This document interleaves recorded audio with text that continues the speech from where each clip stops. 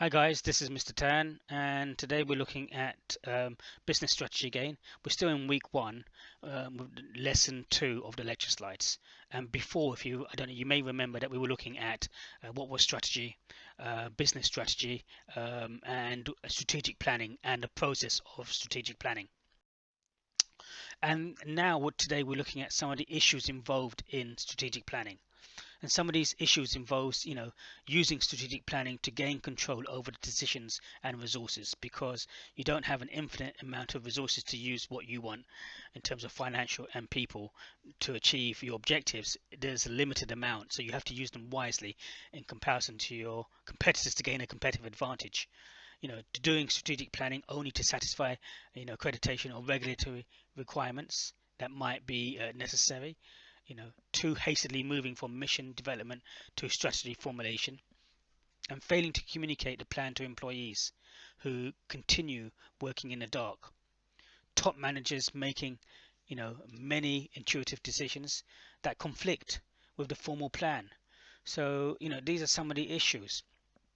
And even if you think about strategic planning in terms of satisfying accreditation or regulation requirements, it might be necessary. I worked for a company called Metro Products, and at the time, the UK government was changing the way retailers bought from suppliers in the UK, and anyone who supplied goods in the UK in the 1990s, 1993, had to have ISO 9000, BS 5750 accreditation. Otherwise, the retailers like B&Q's, Halfords, Texas, Argos couldn't buy from any manufacturer or supplier in the UK unless they had that accreditation.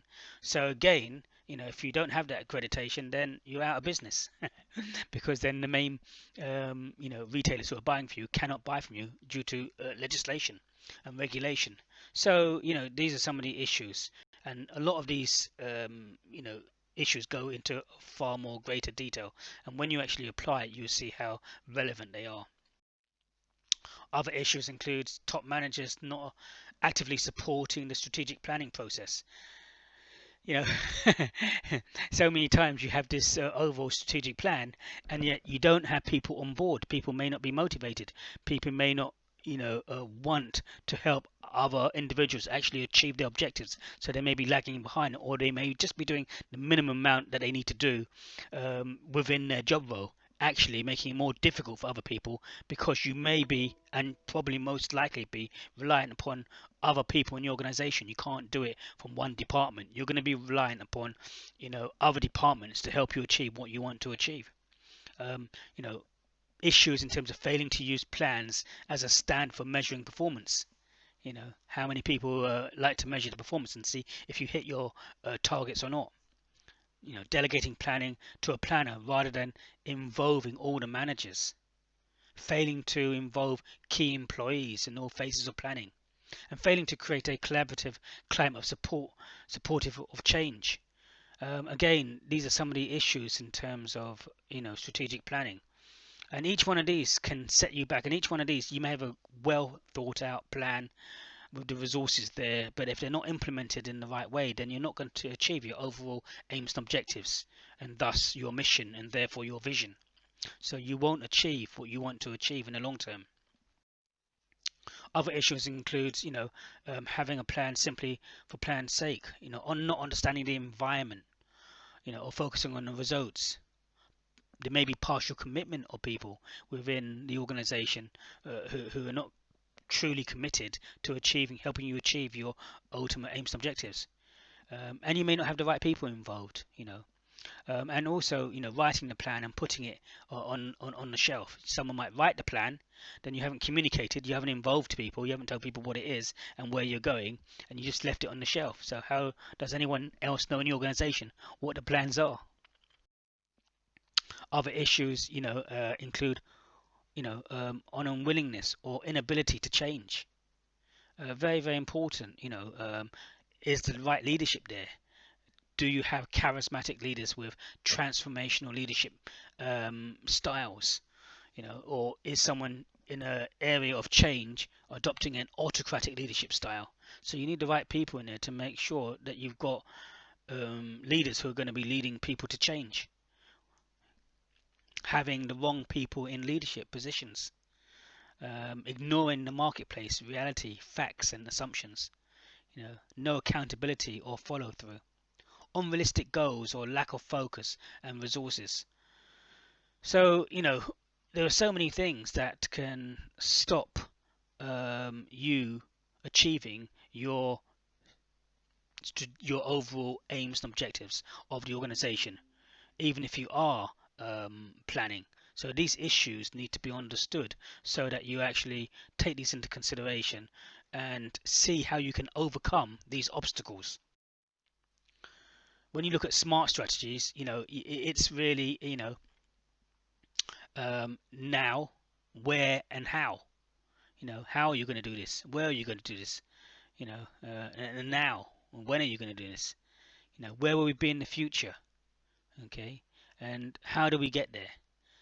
So, and that's a very important thing to say, where you want to be and how you want to get there. But you need to look at all levels of the business in order to achieve this. So, what is strategic thinking? So, when we're looking at strategic thinking, we're saying it's the ability to come up with effective plans in line with an organization's objectives within a particular economic situation. So strategic thinking helps business managers to review policy issues, perform long-term planning, set goals and determine priorities, and identify potential risks and opportunities. But I think there's a lot more to this as well. It's getting everyone involved. It's sharing the dream, and you need the right leadership as well. You need the right leadership here to lead people forward, so everyone comes on board, focusing in terms of where you want to get to. So everyone's helping you get to where you want to get to at the end. Hierarchy of strategies can include, at the top, a purpose, and then the vision, mission, objectives. Objectives achieves your mission, the corporate strategy, and the business competitive strategies, and then the functional strategies, and all these lead up the hierarchy of strategies to achieve your purpose.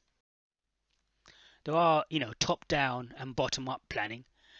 When we look at top down strategic planning, we're saying that this corporate level management initiates the strategy, formulation process, and calls on divisions and functional units to formulate their own strategies as ways of implementing corporate level strategies. So top down planning. So the planning comes from top and everyone else follows suit. Bottom up planning. Well, bottom up strategic planning, is where the strategic proposals from the divisional or functional units initiate the strategy formulation process. Strategy formulation leads from the functional level to the divisional level, and from the divisional level to the corporate level. So this could be, strategies that are coming up from the ground level, saying this is what we should be doing. And you also have, you can have top down, you can have bottom up, or you can have both top down and bottom up happening at the same time. So lots of Japanese companies have lots of information coming up from the bottom and information going down, so top down and bottom up. Impact on managers, targets, etc. To maximize the overall performance of the business portfolio. So you need those targets in terms of what everyone is supposed to achieve. To manage trade-offs across the business, tee up investment resources allocation, choices and decisions, and to manage merger and acquisition activity. But we're going to be looking at these as well. Even though we're talking about so many different issues here, we're going to be looking at these with real life company examples in terms of takeovers, mergers, and these areas in terms of businesses and where they want to go. Even if we look at Tesco's, about 3 or 4 years ago, made a pre-tax loss of over £5 billion, and this is the first time they ever made such a loss. And the way they recuperated this the following year was to look at their strategy and look at how they were being how they faced increased competition from Audi and Lidl, who had come into the marketplace, and over a period of 10 years, they'd taken over 10% of their market share. So now Tesco's cut down, reduced their costs, implemented lean, continuous improvement, cross-docking type systems within their supply chain.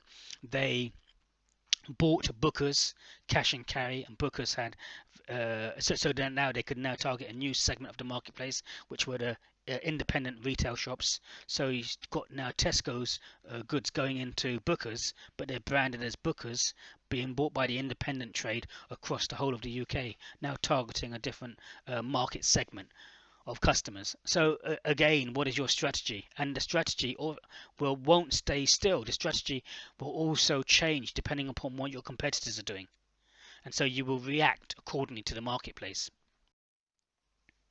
So thank you today from Mr. Tan from looking at these.